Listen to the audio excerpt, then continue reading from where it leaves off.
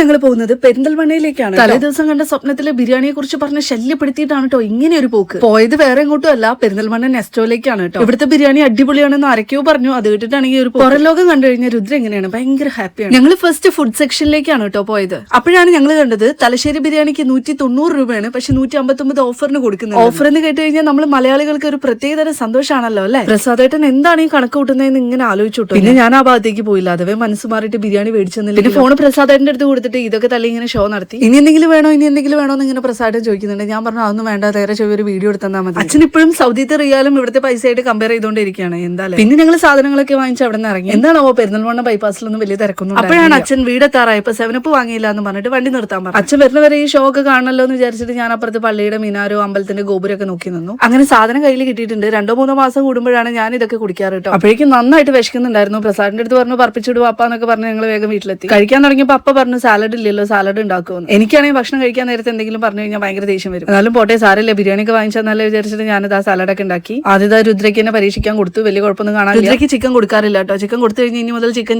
ഇങ്ങനെ പറയുന്നു വിചാരിച്ചിട്ട് ഇതുവരെ ചിക്കൻ കൊടുത്തിട്ട്. പിന്നെ ഇതാ പ്രസാദായിട്ട് അടുത്ത ബോക്സ് തുറന്നു. പിന്നെ ഞാൻ പ്രസാദേട്ടൻ്റെ അടുത്ത് പറഞ്ഞു ഞാൻ വീഡിയോ എടുക്കുന്നുണ്ട്, ബോക്സിലെ സാധനം കറക്റ്റ് പ്ലേറ്റിലേക്ക് തള്ളണമെന്ന്. ഇതിലേക്കാട്ടിലും നന്നായിട്ട് ഞാൻ തള്ളുന്നു എനിക്ക് തോന്നി. സത്യം പറയാലോ ഈ ഒരു 500 ഗ്രാം ബിരിയാണി എനിക്ക് ഒന്നും ആയില്ല. പിന്നെ ഭക്ഷണം കഴിച്ച് എന്റെ തണ്ണിമത്തൻ ഉണ്ട് എന്ന് പറഞ്ഞുകൊണ്ട് എനിക്ക് ചെറിയ പനിയൊക്കെ ഉണ്ടായിരുന്നു. പനിക്കുമ്പോഴാണ് എനിക്ക് നല്ലോണം ഭക്ഷണം കഴിക്കാം. സോ നമുക്ക് അടുത്ത വീഡിയോ ആയിട്ട് കാണാം. അതുവരേക്കും ടാറ്റാ ബൈ ബൈ.